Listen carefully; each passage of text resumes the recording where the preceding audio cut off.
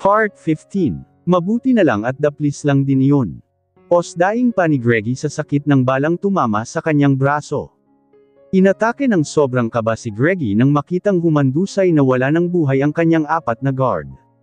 Greggy, makikita ka rin namin Iho, napapangising wika ni Don Solivia na lumabas sa kinatataguan. Si Aling Menandra naman at Mang Kulas ay natarantang pinuntahan si Daniela sa kubo nitong tinutuluyan. Daniela, bilasan mo magtago tayo. Nandito si Don Solivia at ang nang tauhan nito. Hindi na namin alam kung saan na at kung anong nangyari na kay Sir Greggy ngayon. Dahil hinabol ito ng mga tauhan ni Don Solivia pagkatapos mamatay ang apat na guard, natarantang wika ni Aling Menandra. Menandra, wala yata si Daniela sa loob. Dahil tingnan mo, bukas ang pintuan ng kanyang kubo at wala naman siya sa loob. Sabi naman ni Mang Kulas na tiningnan ang loob ng kubo. Ano, Jusko, nasaan ba ang batang yun? Baka madamay siya sa gulo.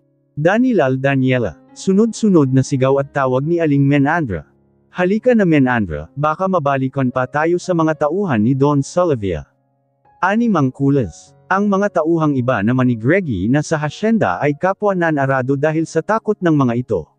Nang makita ni Greggy na paparating sa kanyang kinatataguan ang mga tauhan ni Don Solivio ay lakas loob na pinagbabaril niya ang mga ito dahil alam din naman niyang makikita siya sa mga ito sa kanyang kinatataguan kung sakaling malapit na ang mga ito. Greggy, kumanda ka na ngayon. Sigaw ng leader na si Berto at pinaulanan ng bala ang kinatataguan ni Greggy. Alertong damapa si Greggy para di siya matatamaan ng mga balang pumuntirya sa kanyang kinaroroonan. Nanlaki ang mga mata ng mga tauhan ni Don Solivia at pati na si Don Solivia nang makitang may biglang namamaril buhat sa unahan. Nabiglang sambit ni Berto dahil tinamaan ito ng mga bala at agad itong bumagsak sa damuhan. Nagulat ang lahat nang makita ang nakamaskarang babae na lumitaw sa unahan, ito pala ang namamaril. Ang estranggera. Lagot. Nandito ang estranggera. Natatakot pang bulalas na sigaw sa isa sa mga tauhan ni Don Solivia. Mabilis na nakapagtago si Don Solivia at ang mga ito tauhan nito dahil sumiganda ng sunod-sunod na pamamaril ang estranggera. Dalawang tauhan naman ni Don Solivia ang bumagsak dahil tinamaan ng mga bala. Samantalang pidgel naman si Greggy sa kanyang sugat sa braso habang kitang-kita buhat sa kanyang kinatataguan ang babaeng nakamaskara na umatake ng pamamaril sa mga tauhan ni Don Solivia. Sa ikalawang pagkakataon ay nakikita niya itong mulil at sa ikalawang beses ay ililigtas na naman siya nito sa kapahamakan. Tandang padamdam. Nakakubli ang estranggera sa malaking puno ng kahoy at samantalang si Don Solivia ay hindi rin lumalabas sa kinatataguan sa makakapal na mga damuhan. Biglang dumating ang mga kasamahan ng estranggera mga New People Army. At mainit na nakipagpalitan ng bar-ilan ang mga kasamahan ng Stranger Woman at ang mga tauhan ni Don Solivia. Atres sana ang 8 tauhan ni Don Solivia dahil natatakot ang mga itong makipaglaban sa mga NPA. Inaliwan sana ng mga ito ang mga kasamahang tauhan ni Don Solivia at pati na ang among si Don Solivia nang biglang hamarang sa daraanan ng mga ito ang babaeng nakamaskara. Hindi na kayo makakaligtas. Pati ang hayop niyong amo na si Don Solivia Valdemero. Panipi. Dahil wala nang pagpilian ang 8 tauhan ni Don Solivia ay nagkaisa ang mga itong sumugod ng atake sa babaeng nakamaskara dahil kapag babarilan nila ito ay tiyak na hindi nila ito matatamaan. Nang kapwa sumugod ang 8 tauhan ni Don Solivia, ay isa-isang sinalubong ng mga suntok at malakas na sipa ng estranggera ang mga ito at kahit pinagtutulungan ng mga ito ang babaeng nakamaskara, ay talagang napakadulas nitong kumilos sa pag-iwas mula sa suntok ng mga tauhan ni Don Solivia. Pababa, paslide at paglipad sabaw sipa ang mga galaw nito sa pag-iwas sa mga atakeng pagsuntok rito sa mga tauhan ng Don. Kaya walang kalaban-lab ang isa-isang pinatumba ng estranggera ang 8 tauhan ni Don Solivia. Mabilis namang nagsipagbangga ng 8 tauhan ng Don na pinatumba ng babaeng nakamaskara. At unang sumugod muli ang 3 tauhan ni Don Solivia, at sinalubong din ang mga ito ng estranggera ng malakas at sunod-sunod na pagsuntok sa 3. At isang malakas na round kick ang pina-follow up pa nito sa 3 tauhang unang sumugod muli sa Stranger Woman. Kaya natilapon ang mga itong bumagsak sa lupa. Nakita naman ng estranggera ang pagsugod naman ng 2 tauhan ni Don Solivia at ganoon pa rin ang nangyari. Magkasabay na tumilapon din ang dalawa tulad sa tatlong naunang sumugod. Galit ang mga mukha ng tatlong tauhan ni Don Solivia na natitira sa 8 tauhan at magkasabay ding sumigaw. Ang mga ito sa galit na sumugod sa estranghero subalit isang matayog na flying kick ang isinalubong ng stranger woman sa mga ito at sa ibabaw sa ere ay sunod-sunod ding tumama sa mga mukha ng tatlong tauhan ni Don Solivia ang mga sipa ng estranghera kaya diretsyong natapon at nawalan ng malay ang tatlong huling umaatake sa babaeng nakamaskara. At akmang babangon na naman ang mga unang pinatumba ng estranghero ngunit may biglang namamaril na siyang tumapos ng tuluyang sa buhay ng 8 tauhan ni Don Solivia. Ang mga kasamahan pala ng estranghera, ang mga tauhang rebelde nito. Commander, si Don Solivia na lang ang natitira. Sigaw ni Johannes. Kasama pala ito sa mga dumating na mga rebeldeng tauhan ng estranghera. Umalis na kayo ngayon din. Ako na ang bahala kay Don Solivia. Utos ni Commander Sandra. Sigurado kayo, Commander? Tanong ng mga rebelde. Yes, sigurado ako. Kaya bumalik na kayo sa campus. Pagtatiboy ni Commander Sandra sa mga tauhang kasama. Hindi ko kayo iiwan, Commander. Ang sabi ni Johannes. Ito na ang oras ng huli kong paniningil. Sigaw ng babaeng nakamaskara. Samantalang tatakbo na sana si Don Solivia paalis ng hasyenda dahil wala na siyang natitirang tauhan. Tanging siya na lang ang nag-iisa ngayon. Nanginginig ang mga tuhod nito sa takot lalo na nang biglang hamarang ang babaeng nakamaskara sa harapan nito. Ang estranghera. Kinabahang napasigaw si Don Solivia. At nagwawalang binaril ni Don Solivia ang babaeng nakamaskara at napapikit na inubos pa nito ang isang magazine na bala sa baril nitong hawak. Ngunit nang iminulat nito ang mga mata ay wala na ang estranghera sa harapan nito. Stranger woman, nasaan ka? Galit ang boses na sigaw pa ni Don Solivia. Nagpalingalinga ang Don sa paligid ngunit wala itong nakita, kaya kumari pa ito ng takbo palayo. Sigal tumakbo ka Don Solivia Valdemero. Iligtas mo ang sarili mo sa kamatyan. Sigaw ni Commander Sandra habang hinabol ang Don. Humihingal ang Don na kinalabot muli ang baril nito subalit wala ng bala iyon kaya mas lalong natatakot ang Don na patuloy sa pagtakbo. Isang malakas na putok ng baril ang nakatamba kay Don Solivia. Malakas na sigaw ni Don Solivia na sumuri sa damuhan. At natigil ang pagtakbo nito dahil sa tinamong sugat sa paa.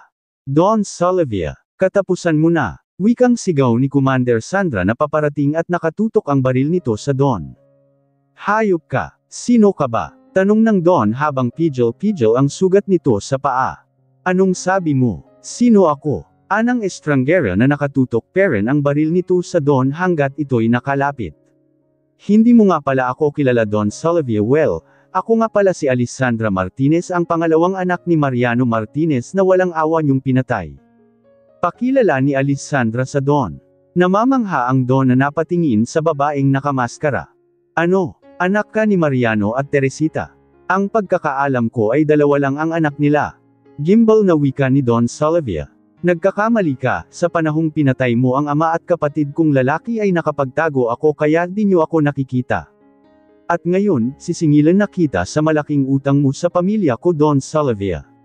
Kung tutuusin, kulang pa ang buhay mo biglang kabayaran sa lahat ng ginagawa mo lalo na sa pagbihag mo sa aking ina at sa paggahasa mo sa aking kapatid na si Charmaine pagbabayaran mo itong lahat, wawasakin ko ang katawan mo sa mga bala ng baril ko. Nagsisigaw na wika ng estranghera, huwag. Maawa ka sa akin. Patawarin mo ako. Sigaw din ni Don Solivia sa takot. Walang kapatawaran ang ginawa mo. Gigil na tugon ng stranger woman. At pagkasabi nyo ng estranghera ay ibinuhos nito ang lahat ng bala kay Don Solivia. Naroon din si Johannes na nanunood. Dumating ang mga pulis kasama si SP01K Morales. Hindi napansin pa ni Greggy na nakasunod sina Aling Menandre sa kanya. At ang mga ito ang nag-guide sa mga pulis kung saan nila nakitang dumaan si Greggy patungo sa mga naririnig nilang putok kanina na siyang kinaroroonan ng estranghera at ang kasama nitong si Johannes at ang nawawasak na katawan ni Don Solivia. Nagulat pa si Greggy nang makitang may mga pulis na nakasunod sa kanya kasama sina Aling Menandra. At sina Miss K iyon. Natitiyak ni Greggy na makukulong ang stranger woman kapag maabutan ito ng mga pulis. Subalit huli na ang lahat, nandyan na ang mga pulis at pinapapaligiran na ang kinaroroonan ng estranghera at ang kasama nitong si Johannes na anak ni na Aling Menandra at Mangkulas. Commander, may mga pulis. Sigaw pa ni Johannes, ngunit huli na dahil napapaligiran na sila ng mga pulis. Stranger woman, napatay mo na si Don Salvia, kaya sumuko ka na sa batas. Babalik ka na sa kondangan ng gobyerno. Malakas na sigaw ni Miss Kay. Nakatayo lang ang babaeng nakamaskara pati ang kasama nito. Napasigaw ng iyak si Aling Menandra nang makita ang anak na si Johannes na kasama ng stranger woman. Diyos ko, Johannes! Umiiyak na sigaw ni Aling Menandra. Ang ibang kapulisan ay nakatutok ang baril ng mga ito kay Johannes at ang marami ay nasa estranghera talaga, nakatuon 2 quarters ang mga baril ng mga ito. Hindi napigilan ni Kay na barilin ang stranger woman dahil sa galit niya rito sapagkat naging karibal niya ito kay Greggy sa kabila ng pagkatao nito. At sa maskarang nakabalot sa mukha nito ay napakaswerte nitong iibigin ng ganoon ni Greggy. Mabilis namang nakaiwas at napadapa ang babaeng nakamaskara sa pagbaril ng dalagang pulis. Kay, masama ang ginagawa mo. Bakit mo binaril ang estranghero? Hindi naman siya nagpapakita ng masamang kilos. Alam mo bang nilabag mo ang batas ng PNP sa ginawa mo? Tandang pananong. Galit na wika ni Greggy. Tingnan mo ang babaeng nakamaskara, Greg. Hindi natin alam kung sino nga siya. Tingnan mo ang babaeng iyan. Hindi siya nababagay sa'yo. Isa siyang kriminal. Galit din na sigaw ni Kay kay Greggy. Tumahimik ka, SPO1 Kay Morales. Sa susunod na babarilan mo siya, ako mismo ang mag-file ng kaso laban sa iyo, galit na singgal ni Greggy sa dalagang pulis. Tama si Mr. De Chavez, SPO1 Kay Morales. Sumuko na kayo, estranghero, para walang masamang mangyari sa iyo at ng kasama mo. Sigaw ng head ng kapulisan. Unti-unting itinaas ng stranger woman ang mga kamay pagkatapos ibinaba ang baril nito, tanda sa pagsuko, at sumunod din si Johannes na sumuko. Mabilis na lumapit ang mga kapulisan at pinusasan ang babaeng nakamaskara pati si Johannes. Lumapit naman si Greggy at nakiusap sa mga pulis na gusto niyang kausapin at makilala ang nakaposos na stranger woman at pinagbigyan naman ito ng mga pulis. Estranghera, babaeng nakamaskara, gusto kitang makilala ngayon. Kaya sorry kung huhuklasan ko ngayon ang nakabalot mong maskara sa mukha. Sabi ni Greggy sa harap ng estranghera. Nanood lang ang lahat, pati si Miss Kay. Gusto rin ng dalagang pulis na makilala ng lubusan ang stranger woman kaya hinayaan nila si Greggy. Sige. Mahina ang boses na sang-ayon ni Alessandra. Mabilis na hinuklas ni Greggy ang maskarang suot ng stranger woman. Lahat ay natigilan at nagulat. At sobrang nagimbal ang mga ito sa nakikita. Lalo na si Greggy, Miss Kay, Aling Menandra at Mangkulas. Manghang napatitig si Greggy sa nakikita. At hindi silang lahat makapaniwala na ito pala ang stranger woman na kanyang iniibig at pinapangarap. Ngayong alam nyo na kung sino ako, hihingi ako ng kapatawaran sa ginawa kong pagpapanggap. Anang estranghera Daniela. Gulat na sambit ni Greggy pati na sina Aling Menandra at Kay. Sorry Sir Greg, at Aling Menandra at Mangkulas. Hindi Daniela ang tunay kong pangalan. Ako si Alessandra Martinez, ang pangalawang anak ni Doña Teresita sa dati niyang asawang si Mariano, at ako yung kapatid ni Charmaine na ilang taon nang nawawala. Ngayong nakapaghiganti na ako ay willing na akong makukulong. Umiiyak na sabi ni Daniela o Alessandra. Namangha din ang head ng mga pulis na nakatingin kay Daniela. Ikaw si Alessandra Martinez. Isang taon ka nang wanted sa batas dahil sa nalamang isa kang commander ng NPA at ikaw ang adopted ng dating commander na si Commander Dino, isa kang nurse na tumigil sa pagserbisyo para lang maging commander. Nasorpresang wika ng isang head ng kapulisan. Natulala namang nakatitig si Greggy kay Daniela. Hindi niya akalaing ito pala ang babaeng iniibig sa likod ng maskara nito. Ang babaeng araw-araw lang niyang nakikita sa hasyenda at nasa paligid lang pala niya. Si Daniela ang babaeng nasa likod ng maskara, Greg. Ngayon, sabihin mo, mahal mo pa rin ba siya? Lakas loob na tanong ni Miss Kay. Matiim na tumitig si Greggy sa dalagang pulis. Yes Kay. Agad na sagot ng binatang De Chavez. Rumihistro sa mukha ni Miss Kay na labis itong nasaktan sa sagot ni Greggy.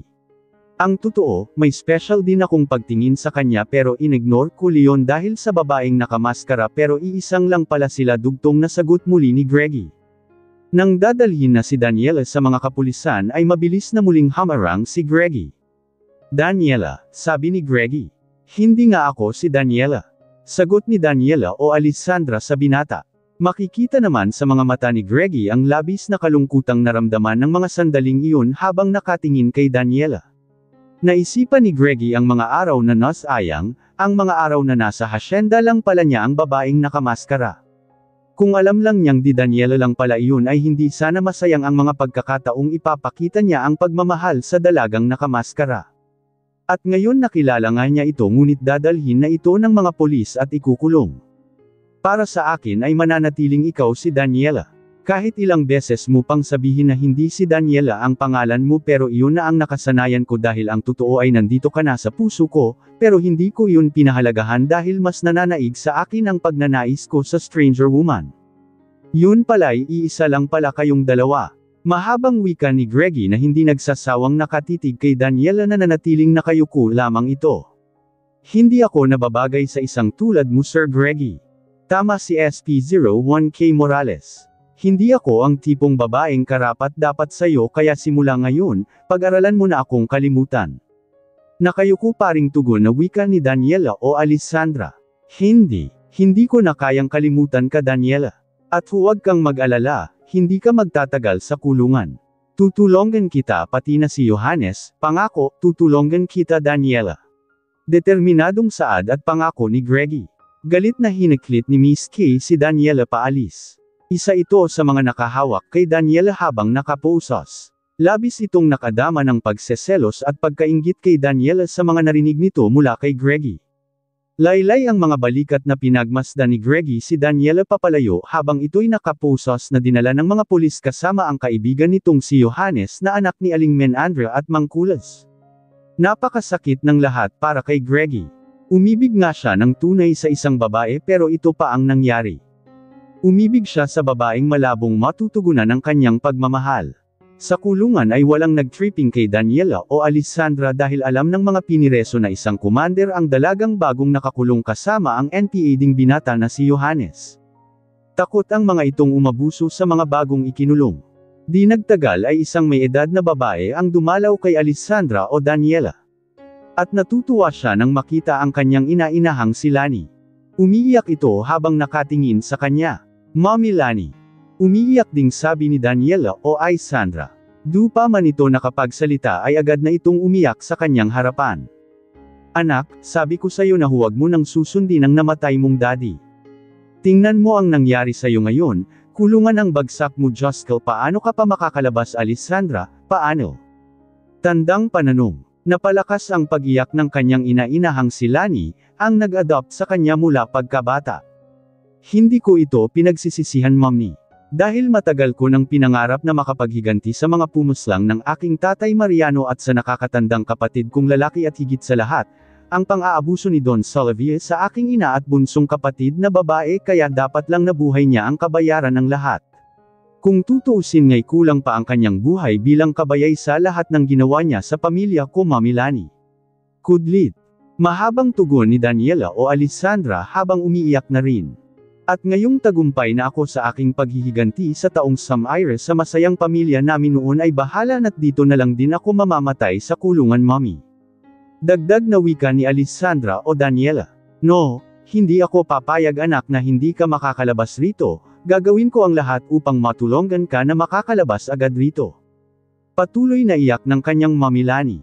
Kahit adopted lang siya nito ay mahal na mahal siya nito at isang tunay na anak talaga ang turing nito sa kanya. Isang araw din ay labis namang nabigla si Alessandra o Daniela sa kanilang nagiging bisita ni Johannes sa kulungan sina Charmaine at Doña Teresita iyon, ang kanyang tunay na ina at bunsong kapatid. Habang papalapit ang mga ito ay unti-unti ring tumutulo ang mga luha ng mga itong nakatingin sa kanya. Hanggat sa makalapit na ang mga ito sa kanilang kinalalagyang may rehas. Ikinatuwa naman ni Johannes nang makita nito si Charmaine. Walang namutawing salita sa bibig ni Daniela habang nakasalubong ng mga tingin ang kanyang tunay na ina at kapatid. Subalit ganoon din siya, mapatulo na rin ang kanyang mga luha. Alessandra, anak. Sabi ni Doña Teresita at nasundan iyon ng paghagulhol ng iyak nito. Ate Alessandra, ikaw pala ang ate ko. Bakit di mo sinabi sa aking ikaw si Ate Alessandra ko? Ilang beses ka naming sinubukang hanapin hanggang ngayon, yun pala'y lagi lang pala kitang nakikita sa hasyenda ni Greggy de Chavez. Ang daya mo ate, ni hindi mo man lang naisip ang magpakilala ng lihim sa amin ni Mama. Umiyak ding wika at sambat ni Charmaine sa kapatid, Mama Teresita at Charmaine, patawarin niyo ako kung bakit kailangan kong itago ang pagkatao ko para iyon sa paghihiganti ko. Kaya sorry, umiyak ding tugon ni Daniela o Alessandra sa ina at kapatid. Panipi. Matagal kong hinahangad at lagi akong nananalangin na sana'y makikita ka pa naming muli anak, na sana'y buhay ka pa. Kaya laking pasasalamat kung buhay ka pa pala. Paano ka pa namin makakasama anak Alessandra, gayong nakakulong ka na dito? Tandang padamdam. Wikang muli ni Doña Teresita habang dinapigil ang humagulaw ito ng iyak. Hinawakan pa ni Teresita ang mukha ni Daniela buhat sa labas ng rehas. Ang buong akala namin wala ka na talaga anak, isa ito sa pinakamagandang nangyari na buhay ka pala. At di namin aakalaing ikaw pala ang aahon sa amin ng kapatid mo sa kamay ni Don Salvia. Alam mo bang nasa atin na muli ngayon ang malawak na lupain ng Papa Mariano mo? Ang lupaing kanyang pinahalagahan ay muli nang naumibalik sa atin at ang mga taga San Isidro ay naibalik na rin sa kanila ang kanilang mga lupaing inagaw ng masamang don sa kanila. Salamat anak, salamat. Patuloy na pagsasalita ni Doña Teresita habang tuloy din ang pagluha nito. Masaya na ako mama na malaya na kayo, pati ang buong San Isidro, bahala na't nakakulong ako ngayon. Tuldok, sabi pa ni Alessandra o Daniela. Nag-uusap din sina Charmaine at Johannes. Umiiyak din ang dalaga sa sitwasyon ng kanyang bagong naging boyfriend. Nagkakaunawaan ang mga ito doon sa campus ng mga NPA. Hihintayin kita kung kailan ka makakalabas dito Johannes. Kayo ng ate Alessandra ko. Malungkot na wika din ni Charmaine sa boyfriend nitong si Johannes. Mabuti na lang at madaling napaibig ni Johannes ang kapatid ni Daniela. At kahit ano pa ang mga pangit na nakaraan nito ay tanggap iyon ng buo ni Johannes dahil sa labis nitong pagmamahal kay Charmaine. Makalipas pa ang 2 buwan ni na Daniela sa Silda. Isang tanghali ay biglang ginaisang ni Johannes si Daniela. Bakit Johannes? Tanong ni Daniela o Alessandra. Pinapabanggan tayo at ginaisang ng mga pulis. Sabi ni Johannes. At nagsasabi nga ng totoo si Johannes. Narinig nga niyang ginaisang sila at nilapitan ang 2 pulis. Miss Alessandra Martinez at Mr. Johannes Mabinay ay pwede na kayong makalabas. Solve na ang kaso nyo. Sabi ng pulis na ikinasorpresa ni na Daniela at Johannes. Ano po, makakalabas na ho kami? Maang natanong ni Daniela. Oo, pasalamat kayo dahil mga mayayamang pamilya ang tumulong sa kaso nyo at isa na si General Carlos Sermenta ang tumutulong sa inyo. Tuldok. Anang isang polis. Laking pasasalamat ni Daniela at Johannes na malaya na sila mula sa kulungan. Ang mga tumulong pala kina Daniela ay mga kaibigan lahat ni Greggy at ng ama nitong si Mr. Brent de Chavez. Tuwang-tuwa si Daniela at Johannes kanilang paglaya. Nagkaisang gumawa ng party sina Doña Teresita at Mrs. Lani Sandoval at Miss Charmaine para kay Alessandra. Dahil sa paglaya nito sa kulungan. At isang special na bisita ni Daniela bisita ang dumating si Greggy de Chavez. Salamat nga pala sa pagtulong mo, nalaman ko kasing mga kaibigan mo pala ang tumulong sa amin ni Johannes. Salamat sa mga kabutihan mo Sir Greg. Sabi pa ni Daniela nang makausap na ang binata.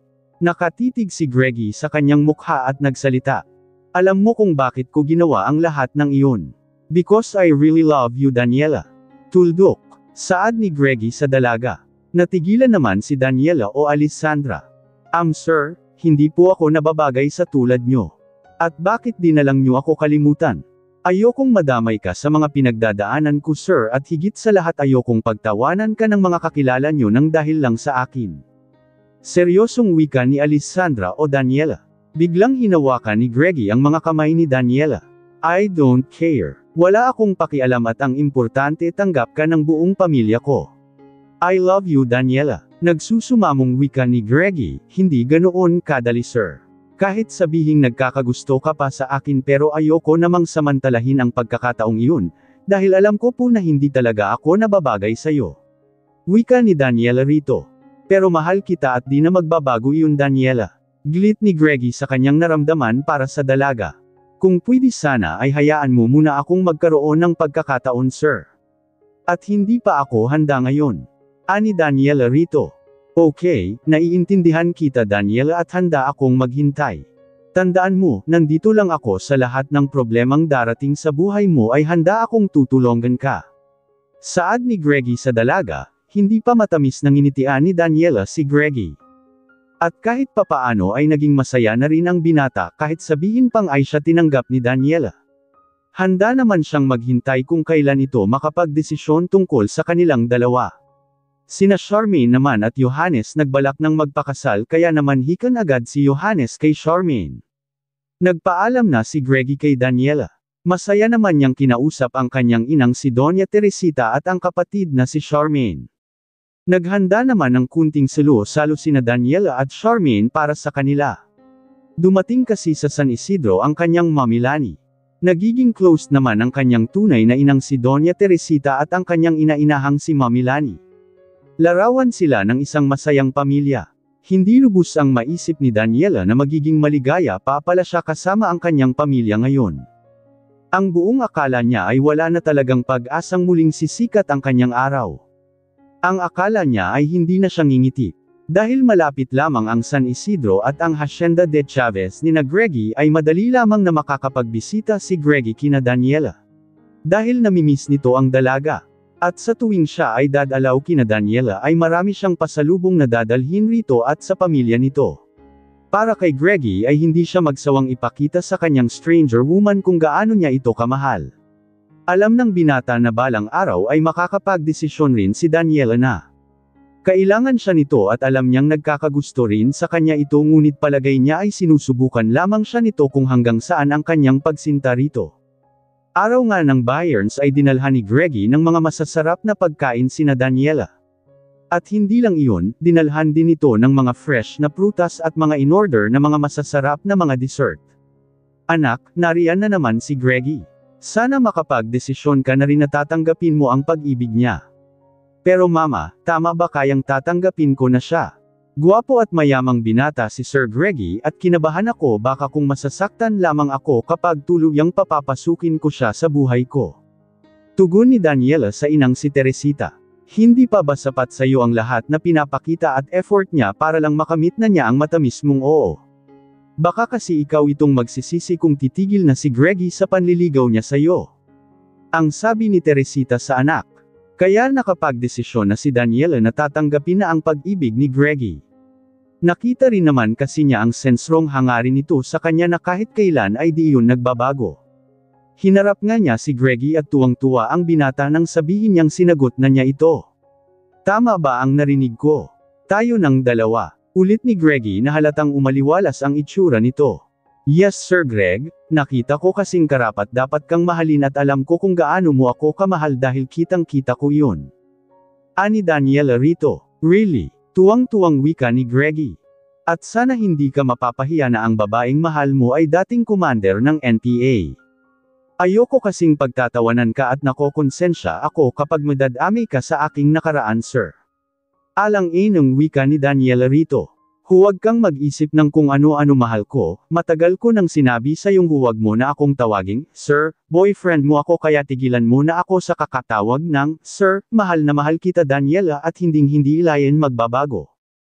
At wala akong pakialam sa iyong nakaraan, kung sino ka man dati. Ang importante na mahal kita at masaya ako kapag kapiling kita lagi. Ani Greggy. At kinabig siya nito at masuyong hinalikan sa mga labi. Kinabahan man si Daniela ay tinugon naman niya iyon. Kinabahan siya kung ano kayang kahihinatnan ng kanyang unang pagpasok ng isang relasyon. Ramdam ni Daniela na unti-unting naging mapusok ang mga halik ng binatang bago niyang boyfriend ngayon. Damang-dama niya na expert na ito sa ganoong bagay. Hinayaan lamang ni Daniela na damhin ang mga mapupusok na mga halik ni Greggy sa kanya. Napakatamis na mga halik iyon na para bang ika'y nasa langit. Sa isang buwan na relasyon nila ng binata ay gusto na sana nitong pakasalan siya kaagad ngunit hindi muna makapagdesisyon si Daniela sa gusto ni Greggy kaya inintindi lang muna siya nito at willing lamang itong mag-antay kung anong desisyon niya. At dahil first monthsary ng kanilang pag-iibigan ay dinala siya ni Greggy sa hasyenda upang maghapon silang maglibot ng hasyenda at magpiknik sa ilog. Pinagbigyan naman ni Daniela ang gusto ng kasintahan at pinaunlakan niya ito sa gusto nito para sa kanilang first monthsary. May mga masasarap naman silang mga baon na dinala sa tabi ng ilog upang doon magbonding. Napakatahimik ng paligid at bihira lamang talaga ang isang taong magagawi roon. Happy first monthsary mahal ko. Bati ni Greggy sa kanya na di nagsasawang titigan siya nito. Happy monthsary din Greg. At thank you sa time at pagmamahal, sagot niya rito. Alam mo, natatawa ako kapag naiisip ko noon, isang beses na nagwawala ang isang kabayo sa kwadra at bigla ka nalang sumulpot dito habang naliligo kami noon ni Kay. Halatang halata na gulat ka nang mabungaran mo kami rito. Ani Greggy sa kanya. Naalala mo pa talaga si Miss Kay. Anong ginawa niyo dati rito? Di niya napigil ang tanong rito. At bigla naman itong natawa sa kanyang itinanong. Naliligo lang kami noon, at wala kaming ginawang masama. Alam mo bang nagsisimula na akong magkakagusto sa'yo ng mga panahong iyon? Wika nitong nilapitan siya at tinabihan. Talaga? Aniya rito. Yes Daniela, gusto nakita ng mga oras na iyon. Pero napakamanhid mo at di mo iyon nakikita. Hindi ko rin sinunod ang pagkakagusto ko sa'yo dati dahil sa babaeng nakamaskara, pero iisa lang pala kayo. Kaya pala na pareho ko kayong gusto ng stranger woman dahil iisang tao lang pala kayo. Tuldok. Muling saad ni Greggy. Wala din sa isipan ko dati na magkakagusto ka sa akin. Dahil nagpanggap lamang akong isang hamak na tagapagbantay ng inyong mga kahayupan dito sa hasyenda. Sagot niya rito. Mahal na mahal kita Daniela at sana kung anong pagsubok na dumating sa ating dalawa ay wala sanang bumitiw at gusto kong makapagdesisyon ka na sanang magpakasal na tayo. Ani Greggy, huwag muna tayong magmadali Greg, paabutan muna natin ng kahit 2 months or 3 months yung relasyon natin. Aniya rito, at magsalita pa sana siya nang bigla siya nitong kinabig at hinalikan na naman sa labi. Muling din naman niya ang maiinit na halik nito sa kanya. Hinayaan niya lang itong pagsawaan ng kanyang mga labi. Daniela, bulong nito at sambit ng kanyang pangalan. Greg, tanong naman niya rito. Nagtama ang kanilang mga mata at kitang-kita niya sa mga mata nito ang labis na pagnanasa nito sa kanya ng mga sandaling iyon. Wala nang salitang muli siya nitong hinalikan at sa pagkakataong iyon ay halos di na siya nito tinantanan. Hanggat naramdaman na lang niyang nagsimula ng maglakbay ang mga kamay nito sa kanyang buong katawan. Naging mapangahas na ang mga palad nito at nagiging malikot na iyon sa paghimas sa iba't ibang party ng kanyang katawan. Greg, at muli nitong sinusyon ng mga labi nito ang kanyang mga labi habang patuloy ang mapangahas na mga kamay nito. Nagulat na lamang si Daniela nang maramdamang maingat siyang inihiga ng kasintahan sa demuhang iyon sa tabi ng ilog. At malayang niromansa nito ang kanyang buong katawan. Gusto man niya itong pigilan pero walang salitang lumabas sa kanyang bibig. Parang gusto na rin niya ang mga ginagawa nito. Daniela, ungol at sambit nito sa kanyang pangalan. Naramdaman na rin niyang hinubad nito ang kanyang t-shirt at ang kanyang pang-ibabang suot. Napahiya pa siya nang makitang naka-boxer na lang din ito. May balak pa silang maligo nito ngayon. Nakadama siya ng takot nang dinaganan siya nito at ramdam niyang mas lalo itong nag-iinit at naging aggressive ng mga sandaling iyon. Napapikit na lamang siya at hinayaan na lang rin ito sa gusto nitong mangyari. Labis pa siyang nagulat nang maramdamang maingat nitong ginawa ang isang bagay. Gusto niyang mapasigaw sa sakit nang maramdaman niyang lubos ang inangkin na siya nito. Sorry, nasaktan ba kita? Bulong na tanong nito sa kanya habang patuloy sa ginagawa. Yes, but it's okay. Nahihiyang sagot niya rito. Ako na ang pinakamasayang lalaki ngayon mahal ko dahil naangkin na kita. Muling wika nito sa kanyang tenga. At di pa ito tapos. Patuloy lamang ito sa ginagawa, kaya nasasanay na rin siya at unti-unting nawawala ang kirot dulot sa pagkawala ng kanyang virginity ng mga oras na iyon. Abangan ang pagsubok sa kanilang pag-iibigan.